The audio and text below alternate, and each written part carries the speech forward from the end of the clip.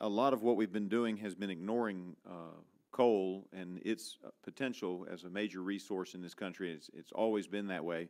And I would point out that I think in your testimony you said that we've relied on three major sources. Of course, we've got our renewables, but we also, our three major sources are nuclear, coal, and natural gas. Is that correct? Yes.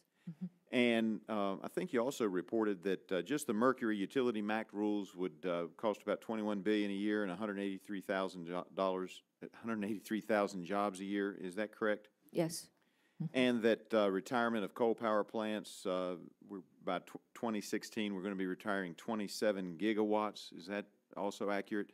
I think that's through 2015, and that's an EIA number that's been reported to them by electric utility companies. All right, and that's much higher than the EPA's estimates when they first came out with this new regulation. Isn't that correct? Yes. Mm-hmm. And in fact, not only is it going to affect jobs in the coal fields and at coal-fired power plants, but it also will cause our electric rates to go up by 10 to 20% in most of the country. Isn't that correct? Yes. Mm-hmm. And in fact, in some parts in the Midwest, I don't represent them, but in some parts it could be right up there at the 20%. Mm-hmm. And yes, in states that are highly dependent on coal-fired generation.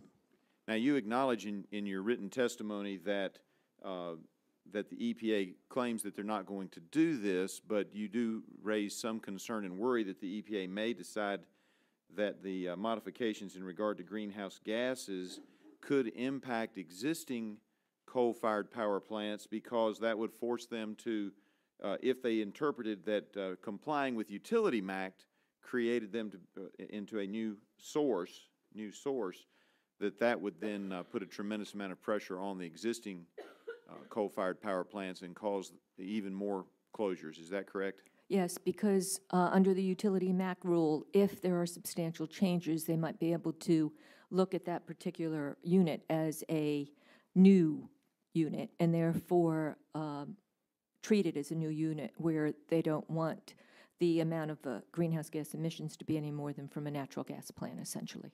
And you cited a report from the United Mine Workers of America that would indicate that if that were to happen, that job losses could amount to more than 50,000 direct jobs if you count coal, utilities, and the railroad industry, and as much as 250,000 jobs indirect. Is that a correct assessment of what the UMWA said? Yes. Mm-hmm. All right. So this is of great concern in my area because we have railroads, coal, and utility companies.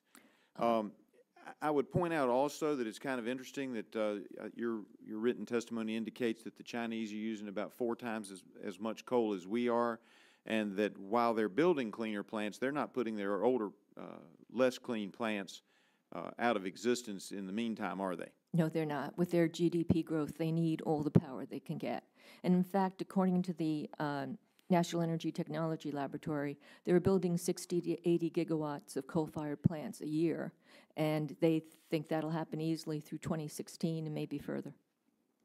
And so they're relying on coal, including maybe even some of our coal, to generate their energy and the growth in their economy. Isn't that true? Yes, they have to import coal now. They can't produce enough themselves to satisfy their demand, and we are exporting coal to them. And so when I tell my constituents that not only are we damaging coal, but we're also damaging jobs in the United States, we're allowing the Chinese to grow their economy while retarding our economy by not using our clean coal technology. Isn't that correct? Yes. Mm-hmm.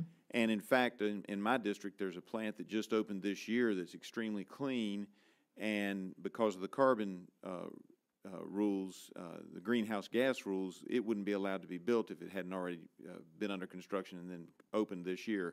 Isn't that correct? Mm-hmm. And so for all intents and purposes, at least at this point in history, there's not the technology available for the United States to build any more clean coal plants, coal-fired electric generation plants, and we're really handicapping ourselves in relationship to our competitiveness with the Chinese. Isn't that also true? Yes, we don't. Currently, CCS technology is not available, commercially available for these plants. Mm-hmm. All right, I thank you and yield back, Mr. Chairman.